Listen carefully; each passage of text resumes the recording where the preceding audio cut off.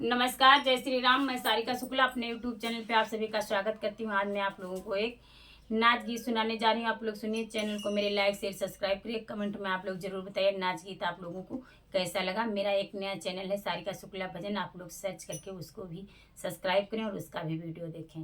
धन्यवाद। गाड़ी हकने मत जायो हमारे